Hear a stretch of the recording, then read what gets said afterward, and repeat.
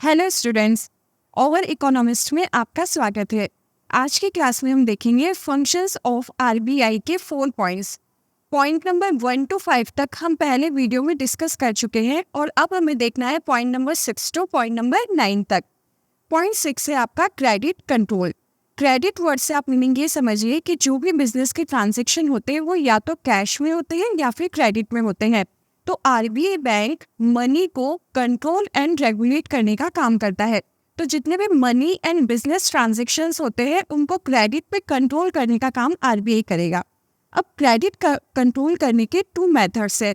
First है आपका qualitative methods and second है quantitative methods.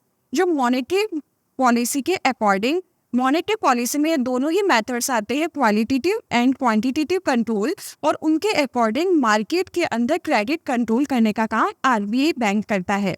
Point number 7, publication of economic and statistical information.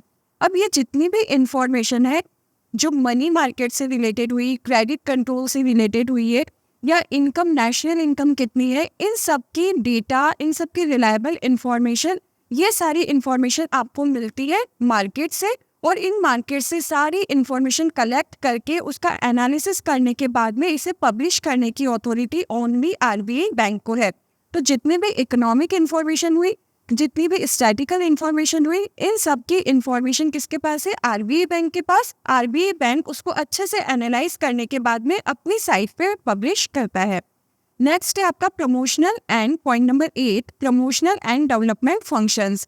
Promotional and development functions ये किसके लिए आ रहा है? बैंकिंग सेक्टर्स के लिए। जितने भी कमर्शियल बैंक है उनका डेवलपमेंट किस तरीके से करना है, कैसे डेवलपमेंट होगे, कैसे न्यू एरा के अंदर न्यू टेक्नोलॉजीज आएगी जिनसे वो कस्टमर को बहुत सारे फैसिलिटीज प्रोवाइड कर सकता है। तो बैंक का डेवलपमेंट कैसे हो रहा है, एक एग्जाम्पल से समझते हैं हम। अगर मैं एटीएम कार्ड या डेबिट कार्ड की बात करूं तो आप अपने ग्रैंड पेरेंट्स से पूछिएगा क्या उनके पास में उस टाइम में एटीएम कार्ड्स होते थे, तो उसका आंसर होगा नो।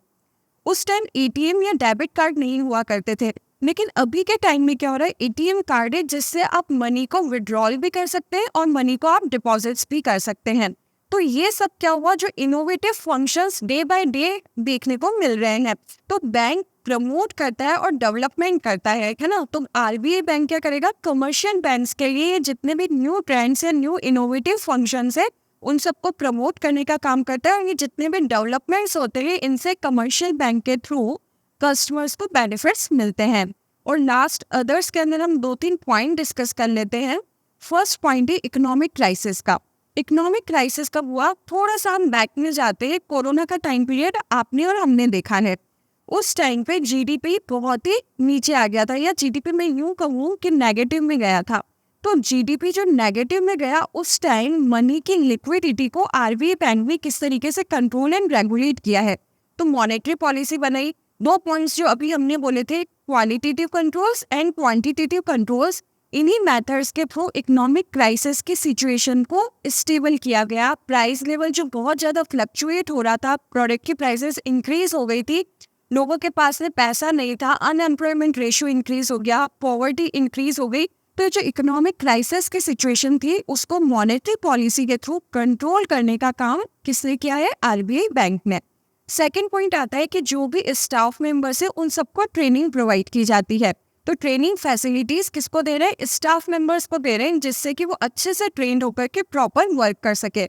एंड थर्ड पॉइंट है रिलेशन विद इंटरनेशनल इंस्टीट्यूशंस। अब इंटरनेशनल इंस्टीट्यूशंस में कौन कौन से आएंगे? जैसे आईएमएफ को आप ले लीजिए, international monetary fund, world bank आप ले लीजिए, एशियन डेवलपमेंट बैंक है, एक्सेट्रा। ऐसे बहुत सारे इंटरनेशनल इंस्टीट्यूशन हैं जिनके साथ में कॉपरेट करके और म्यूचुअल अंडरस्टैंडिंग से जितने भी इकोनॉमिक ट्रेंड से जितनी भी अनस्टेबिलिटी आ रही है उन सबको कंट्रोल एंड रेगुलेट करने का काम आरबीआई बैंक करता है। तो अभी तक के पिछले वीडियोस और इस वीडियो के अंदर हमने आरबीआई बैंक के टोटल 9 फंक्शंस को स्टडी किया है। एग्जाम पॉइंट ऑफ व्यू से ये फंक्शंस ऑफ आरबीआई बहुत ही इम्पॉर्टेंट है। तो आप सारे वीडियोस को अच्छे से देख करके अपनी इस क्वेश्चन की तैयारी कर सकते हैं। Thank you so much.